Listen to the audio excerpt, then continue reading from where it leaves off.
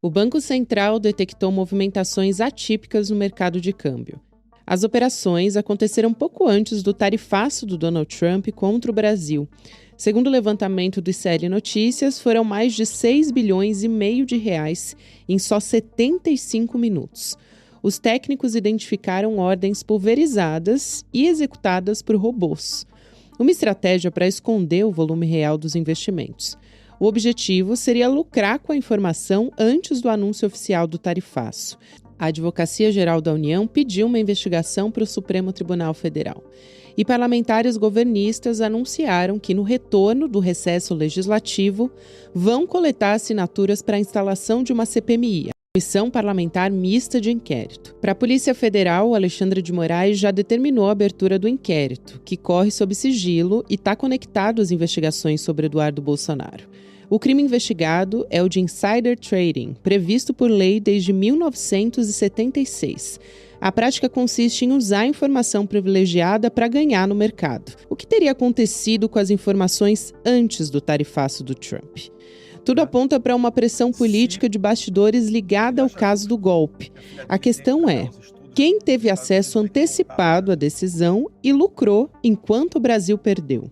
Sexta-feira, 25 de julho de 2025.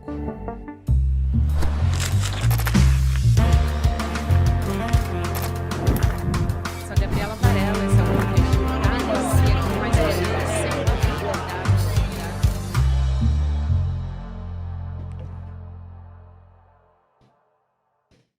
Olá, seja muito bem-vindo, seja muito bem-vinda. Eu sou a Gabriela Varela, esse é o Videocast em Detalhes. Aqui você já sabe, sempre com um convidado ou uma convidada, a gente analisa uma temática, uma notícia importante do momento. Essa notícia que a gente vai analisar teve uma boa parte da investigação que foi feita aqui dentro do ICL e uma dessas pessoas está aqui comigo hoje no Em Detalhes, que é a nossa querida Débora Maganha, economista, historiadora, apresentadora, também comentarista dos nossos programas. Débora, bem-vinda mais uma vez, é um prazer te receber. Obrigada, bom dia a todos e todas que estão nos assistindo. Vamos tentar destrinchar essa história hoje. Puxar um pouquinho desse fio para a gente entender de onde veio, o que começou a chamar atenção, né? Por volta de 11h30 até meio-dia e 40, meio-dia e 45, né? Para ser mais específica, porque vocês fizeram assim um minuto exato da investigação. Compraram uma quantidade enorme de dólar apostando contra o real. Isso no dia do anúncio do tarifaço do Donald Trump. Pouco depois do anúncio, esse mesmo montante foi vendido. Isso chama muita atenção. Faz quase uma semana que a gente teve notícia disso, mas ainda sem ter o momento exato em que isso tinha acontecido. Saiu no New York Times, saiu no Jornal Nacional, tomou grandes proporções essa atenção ali para compra e venda de dólar no dia do tarifaço e se levantou já de cara a suspeita de informação privilegiada. Aí vem você, junto com o Kleber Lourenço, também aqui da nossa equipe, e vocês foram na unha investigar. Então me conta o que vocês levantaram, o que vocês observaram depois dessa suspeita principal que foi levantada. Desde antes do anúncio do tarifaço, ou do dia 9 de julho, já tinha uma suspeita em dias anteriores de que pudesse estar tendo uma movimentação estranha no mercado cambial aqui no Brasil. Tanto no dólar à vista, quanto no dólar futuro. Só para todo mundo ficar aqui na mesma página, o dólar à vista é a cotação do dia, aquela que a gente consegue consultar. O dólar futuro, ele é para algum vencimento. Então, você está esperando que em determinada data, então em agosto, por exemplo, que é o que a gente está olhando, o dólar vai estar em algum patamar. E sempre em $1.000. Então, você olha a cotação, é R$ 5.490. Porque você espera que $1.000 lá em agosto valham R$ 5.490. Então, você está olhando para frente, é uma aposta no futuro. E enquanto o dólar à vista, você está falando do dólar no presente. Então, essas suspeitas que começaram a acontecer, começaram no mercado à vista até um pouco antes do dia 9, que foi quando o Kleber veio me procurar com alguns gráficos que ele tinha visto nessas FinTweets, né, nessas redes que falam de movimentação e de trade, que podia estar tendo uma antecipação, inclusive, no dia anterior. Eu dei uma olhada nos gráficos do dia 7, só que a gente tem um problema no dia 7 de julho. Porque dia 7 de julho foi o primeiro dia de negociação depois do feriado de 4 de julho lá nos Estados Unidos, que é o dia que a gente fica quase sem liquidez de dólar, quase não tem negociação. É um dia muito ruim porque a gente não tem a referência de Nova York E o mercado lá fica fechado no dia 4 e no dia anterior também fica com baixa liquidez, alguns mercados fecham antes. Então, esse salto que a gente tem no dia 7, ele fica difícil de medir, de mensurar, porque pode ser uma movimentação logo na abertura por falta da referência do dia anterior, do 4 de julho. Aí eu falei, bom, aqui eu não consegui ver tanta coisa distorcida. Falei, vou dar uma olhada no dia 9, que foi justamente o dia do anúncio. Porque muitos dos gráficos que eu tinha visto até então, antes até de aparecer no Jornal Nacional, eram referentes ao dia 7. Então eu falei, vou dar uma olhada no dia 9, que foi realmente o dia do anúncio. E aí eu consegui pegar todas as negociações feitas na B3 naquele dia. É um filtro enorme que tem que fazer, tem todo um trabalho de mexer com os dados primeiro para chegar em alguma coisa que você consegue ver. Porque são muito... mesmo é feito para ninguém conseguir mexer. É bem difícil. Nada intuitivo. Exato, porque se você pegar mais de um dia, tô até vendo outros dias, tem mais de 8 milhões de linhas. Então, assim, não é de qualquer forma que você consegue mexer com esses dados. Então, tem que fazer toda uma transformação para você conseguir filtrar alguma coisa ali. Até o momento que a gente chega por minuto, né? Que é o que a gente consegue ver. Porque as negociações, elas são nos segundos. Até menos do que segundos. Mas a gente acaba simplificando para minutagem e acaba agrupando isso. Quando a gente agrupa, a gente vê que tem um movimento muito esquisito no gráfico. Que lá por volta das 11h38, alguém ou algum investidor institucional, algum fundo, a própria corretora, ninguém sabe quem é, operou quase 10 mil contratos de dólar futuro em um determinado momento. Entrou comprando 10 mil contratos de dólar futuro a 5.490 e tantos reais.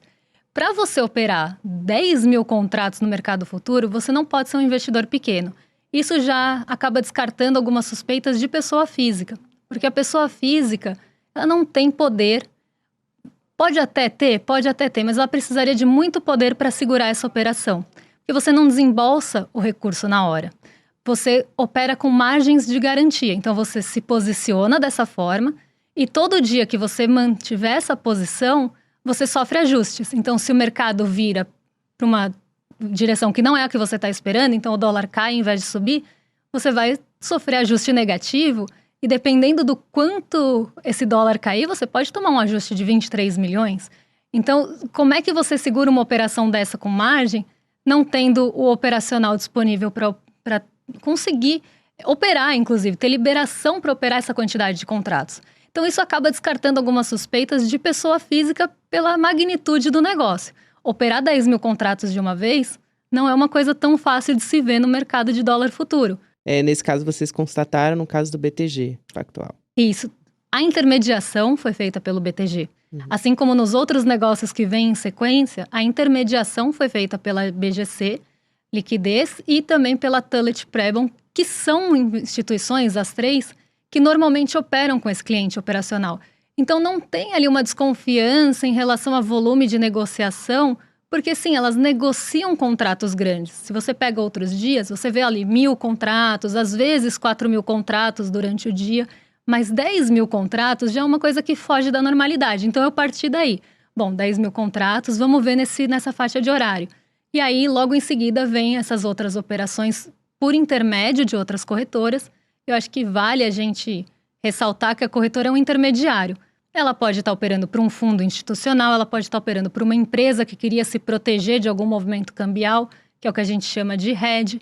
Ela pode estar operando entre as suas mesas, então tesouraria e mesa, fazendo alguma gestão de risco, desmontando posição de fundo. Isso tudo pode acontecer. E essas corretoras são usadas por esses grandes investidores institucionais. Então, isso acaba até diminuindo as suspeitas dessas operações maiores. Ninguém vai fazer uma operação dessa magnitude em uma corretora que não é conhecida por isso.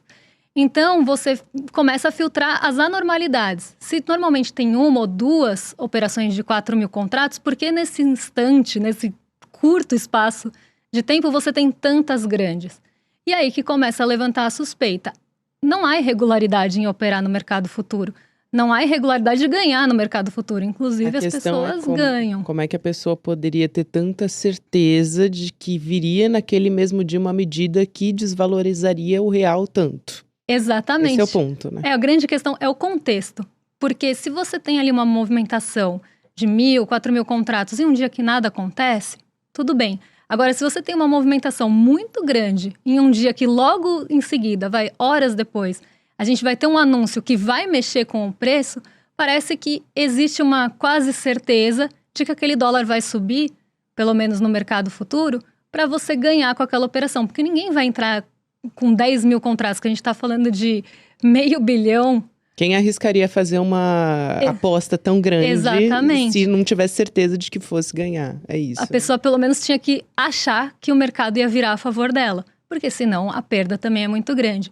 E é aí que a suspeita aparece. Não é pela negociação, não tem irregularidade, como eu falei, em ganhar com o mercado cambial, não tem irregularidade nem em negociar contratos. O que levanta a suspeita e merece um olhar mais cuidadoso, e aí por órgãos reguladores, é justamente o momento que foi feito, antecipando um movimento que aconteceu no fim do dia. Não dá para saber se essas pessoas desmontaram de fato essas posições naquele dia, se elas seguraram mais dias, porque a gente não tem essa abertura mais, como tinha antigamente. A partir de abril desse ano, a gente não consegue mais ver por participante, que seriam essas corretoras intermediárias. A gente consegue ver só o geral. Então não dá para saber se foi desmontado, se teve lucro ou não teve. Mas se tiver sido desmontado, o lucro é muito grande. Pensando de 4.000 contratos, daria um lucro de 23 milhões. Pensando em 10.000 contratos, quase 60 milhões. Então, assim, precisa ser olhado para ver se essa pessoa correu na frente ou não. Seja o investidor institucional, o fundo, a empresa, quem se posicionou e qual motivação. Se foi legítima ou se não foi. E aí cabe o papel da CVM, cabe o papel da CVM com outros órgãos, até a Polícia Federal, de investigar isso e ver quem que foi e se teve motivação ou não por informação privilegiada. Que é o que a gente conhece como o tal do insider trading, que a gente tem ouvido tanto nos últimos dias, né, Débora? Aí, o Alexandre de Moraes, o STF, portanto, mandou a PGR apurar essas informações privilegiadas do tarifaço. Beleza. Essa é uma informação. Eu vi um professor dos Estados Unidos, o Paul Johnson, que é diretor do Centro de Análise de Segurança Global da Fordham University, só para dar os créditos direitinho dele aqui. Mas ele estava dizendo que se essa transação ela foi feita por alguém ligado ao governo ou Congresso dos Estados Unidos, ninguém investiga. Por quê? Porque essa investigação, né, é feita pelo Departamento de Justiça dos Estados Unidos e pelo CVM deles. E eles são ligados, esses dois órgãos, ao governo dos Estados Unidos. Então, a chance disso avançar é praticamente nula. O Eduardo Bolsonaro, o Paulo Figueiredo, blogueiro bolsonarista, que tem defendido essa taxação contra o Brasil também, os dois disseram em entrevista nessa semana que eles sabiam que viria o tarifaço. Então, se levanta mais uma suspeita. A questão é a seguinte, a Heloísa Vilela também chama a atenção que isso pode ter vindo por parte dos Estados Unidos, alguém ligado ao Trump, ao governo. A gente até vai entrar mais nesses meandros, porque tem outros países que a gente já viu uma movimentação parecida com essa. A investigação aqui pelo Brasil pode ser a resposta, levando em consideração todo esse contexto? Se tiver disposição para investigar, sim. Se a CVM for a fundo nessa investigação, procurar os participantes de fato e essa motivação, se teve vazamento de informação, se teve algum acesso à informação privilegiada, aqui a gente pode ter essa resposta. Mas a gente precisa, sim, da disposição que a CVM vá atrás disso, e se precisar da Polícia Federal que seja acionado, quem sabe agora, né, com o CPMI também, isso vá para frente. Mas precisa ser olhado. Quando a gente tem uma movimentação atípica, no mercado cambial especialmente, que não é todo mundo que consegue negociar, você tem que dar uma olhada mais realmente cautelosa, uma olhada mais de perto, porque se ganha muito dinheiro, e quando alguém ganha muito dinheiro, outra pessoa perdeu também dinheiro, porque ela podia estar posicionada do lado contrário. Ainda que ela pode estar vendendo já com lucro, a gente tem sempre um lado ali que fica na outra ponta. Então, se você tem uma distorção de mercado, então se alguém sabia de alguma coisa antes e operou sabendo disso, você desequilibra o mercado. Então, até para a saúde financeira do mercado, é preciso que todo mundo tenha acesso às mesmas informações. Por isso que o insider trading é tão problemático. Porque você está partindo de uma premissa que ninguém sabe. É crime, né? Exatamente. E aí é um crime financeiro e precisa ser investigado como um crime financeiro. Se teve irregularidade, que encontrem a irregularidade. Se não teve, se foi realmente uma grande coincidência, se alguém estava desmontando uma posição muito grande, se fosse, pode ser um head de uma empresa exportadora que estava com medo do dólar subir por algum motivo e queria se proteger, se tiver uma motivação legítima, que também isso seja esclarecido. Mas a coincidência é o que causa suspeita. A coincidência de acontecer justamente em um dia que ia ter um anúncio importante, mas que até então ninguém sabia. E aí uma pessoa falar, ela pode estar ali querendo se gabar, eu sabia antes, né? Nossa, eu já tinha essa informação? Pode. Mas se ela sabia, será que outras pessoas não sabiam e não correram na frente? Se você já tem a suspeita que alguém sabia porque ela própria falou e colocou provas contra ela, será que não é o caso de investigar toda a movimentação cambial desses dias para ver se alguém mais se favoreceu disso, se isso vazou em outras esferas? Então esse é o papel realmente da investigação, que eu espero que seja feito e traga essas respostas que a gente quer, que provavelmente dos Estados Unidos não virão nesse momento com esse governo. O fato é que tá rolando pressão. Além do STF, a gente já teve o pronunciamento de parlamentares progressistas que disseram que aqui no nosso Congresso eles vão coletar assinaturas para tentar instalar uma CPMI para investigar. Então isso pode impulsionar mais ainda essa investigação que vai ser feita pela AGU também, né, Débora? Isso é importante. Sim, é importante que tenham pessoas olhando para isso, porque essas distorções de mercado, elas também levam tempo para serem investigadas, elas podem acabar ficando pelo meio do caminho, se acharem que não tem relevância, que não teve distorção, que não teve movimento atípico. Então é bom que tenha essa pressão justamente para jogar um holofote aí. A gente sabe que tem pessoas que foram... Não dá para acusar ninguém, nem é meu papel fazer isso, eu só reuni os dados e analisei. Mas a gente sabe que, por exemplo, uma das corretoras que foi intermediária, o SEO global dela é hoje parte do departamento, né, da secretariado. Ele é o secretário do comércio do governo Trump. Então, são coincidências. Podem ser só coincidências. Usaram essa corretora porque ela tem grande nome nessas operações institucionais grandes. Pode ser uma grande coincidência. Mas as coincidências também, às vezes, precisam ser investigadas, principalmente dentro do contexto que se está, em que outras vezes isso já aconteceu. E pessoas até contaram vantagem em relação a isso. Eu ganhei, né? Até o próprio Trump falou, fulano ganhou aqui com uma dica que eu dei. Ele é presidente dos Estados Unidos, ele não pode ficar dando dica do que ele vai fazer.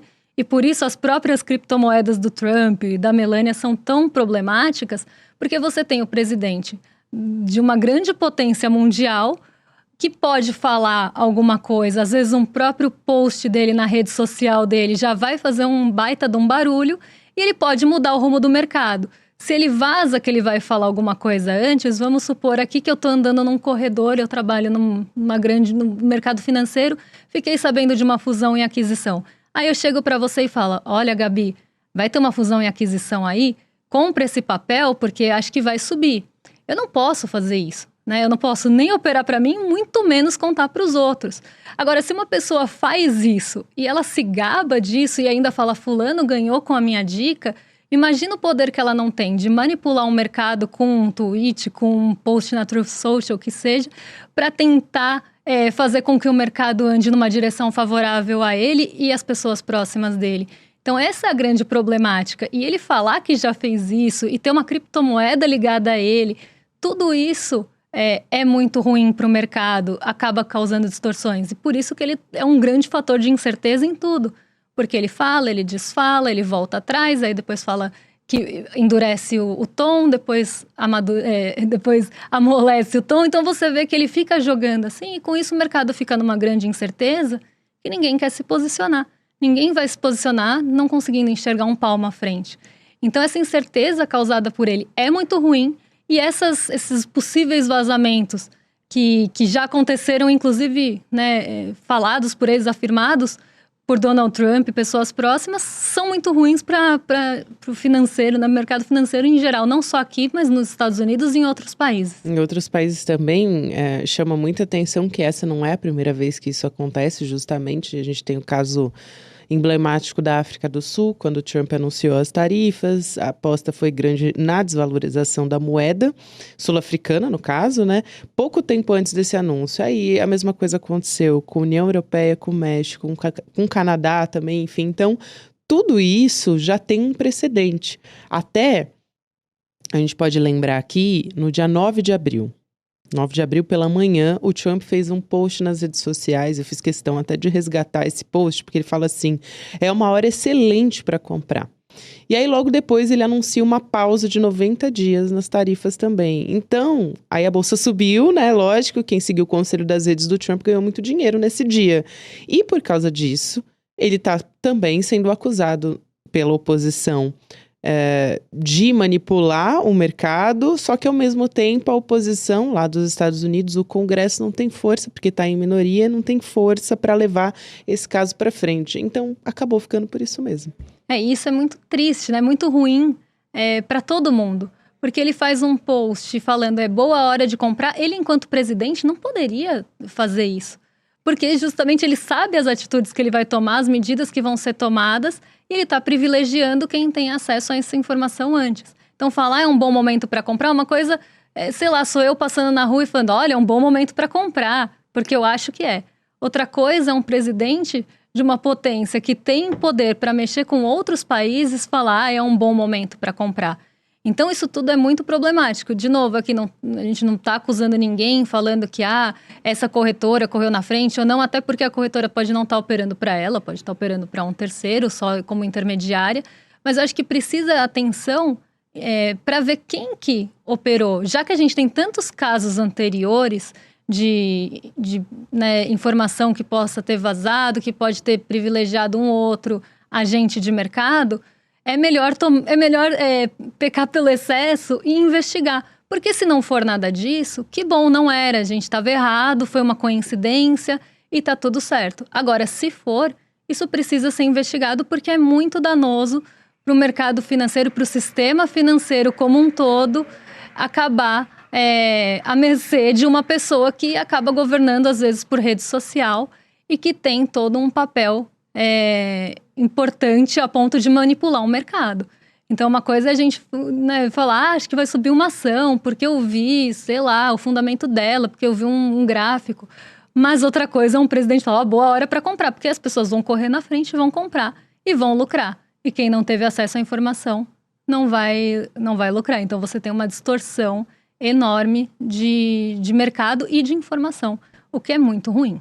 Aí me parece, Débora, que a situação lá nos Estados Unidos está todo mundo muito de mãos atadas, me parece, de uma certa maneira, porque diferente do judiciário daqui, o STF está funcionando para balancear, enfim, muitas vezes com críticas, tem excesso, não tem excesso, essa questão da tornozeleira do Bolsonaro e o que veio depois também, essa não é a questão, mas o STF está ali para balancear e também para, enfim, dizer, olha, aqui é um país soberano e um outro país não pode ter ingerência, tomar decisões a respeito do nosso país. Agora, lá parece que a gente tem outras, vamos dizer assim, suspeitas em relação a outros países, a gente tem um post em rede social, então Trump abertamente falando, agora é um bom momento para comprar.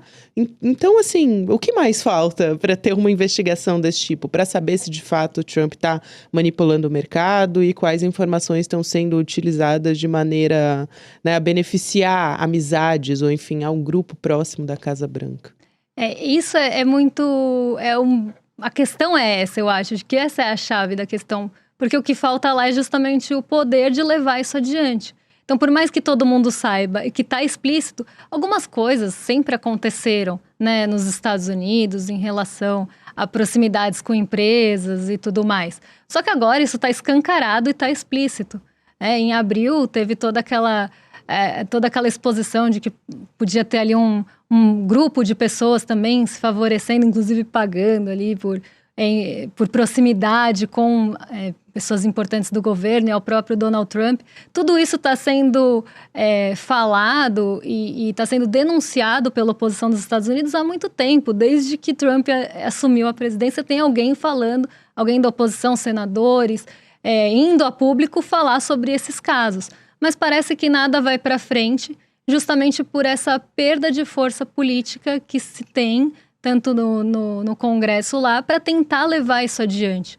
Então, estão realmente de mãos atadas e o Donald Trump está deitando e rolando em cima disso. É o que eu falo, ele mete o bedelho em todos os lugares que ele não foi chamado. Ele meteu o bedelho na fórmula da Coca-Cola e esqueceu, né, que a cana-de-açúcar vem daqui do México, que estão taxados, então isso encareceria o produto. Porque é fácil falar, então vamos mudar ali a fórmula, vamos trocar a calda lá de milho, né, que eles usam o corn syrup, por cana-de-açúcar, esquecendo que essa cana-de-açúcar ele mesmo taxou, já que vai vir daqui, e do México, que também está com tarifa aumentada.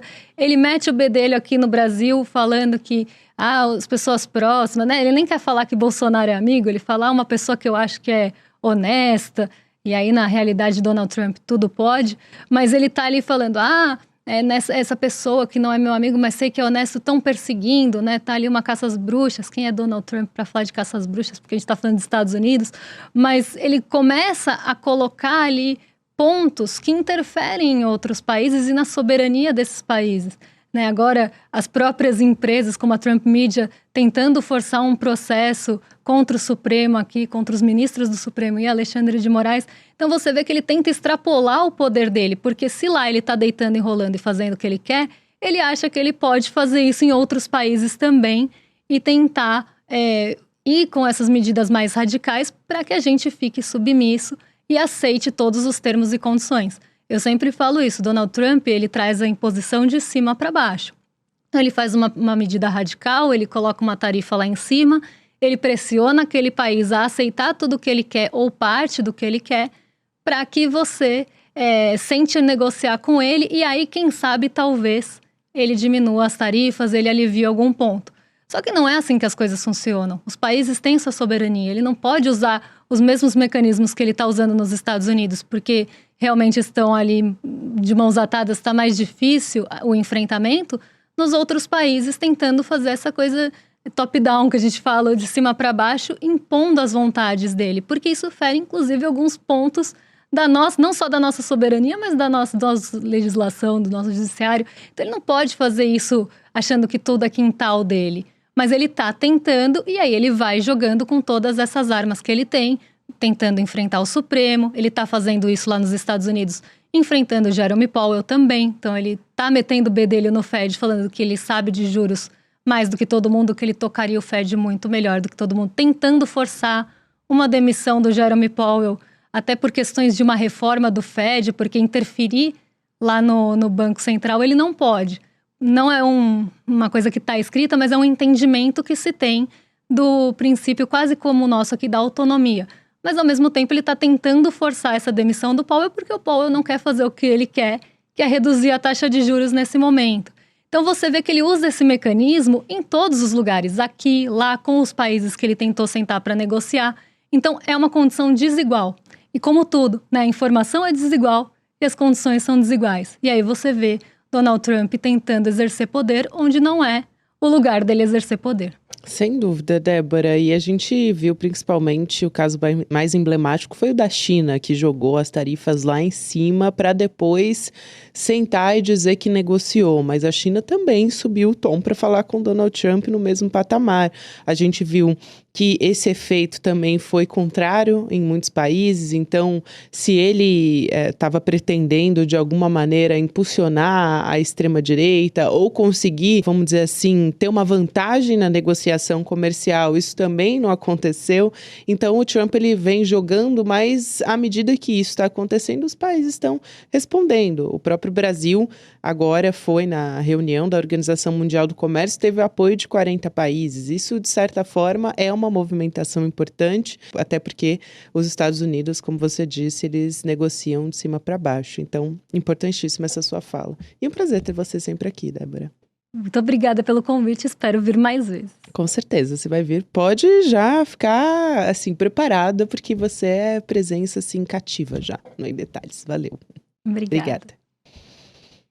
Lembra você que nesse final de semana, no domingo, já vai ter o ECL Eterno, que é quando o Edu Moreira vai anunciar um pacote de novidades aqui do ICL. Então anota aí na sua agenda, vai em detalhesicl.com.br, garante a sua vaga, você vai receber um aviso quando estiver começando, porque vai ser online, gratuito, para todo mundo. A gente vai ter novidade no jornalismo, entretenimento, também na nossa área de educação, tem coisa muito boa vindo aí. A gente tem dado também spoiler, tanto no N1 como no N2 também. Vai lá se você estiver muito curioso, mas a gente vai te contar tudo no próximo domingo.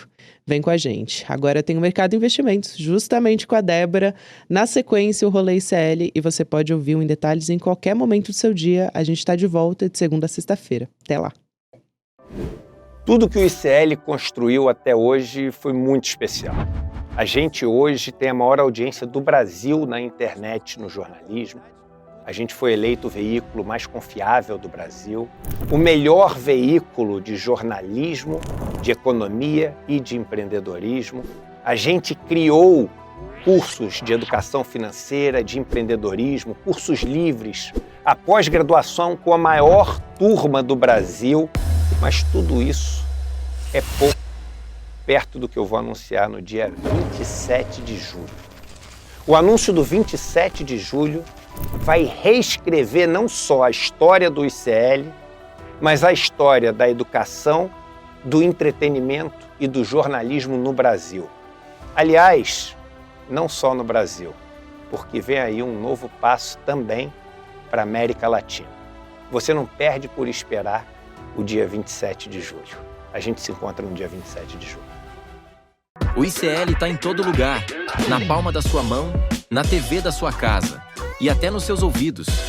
Para ir além da manchete e mergulhar com apuração e contexto de verdade, acesse iclnoticias.com.br. Siga o ICL, compartilha e vem com a gente. Informação para quem pensa.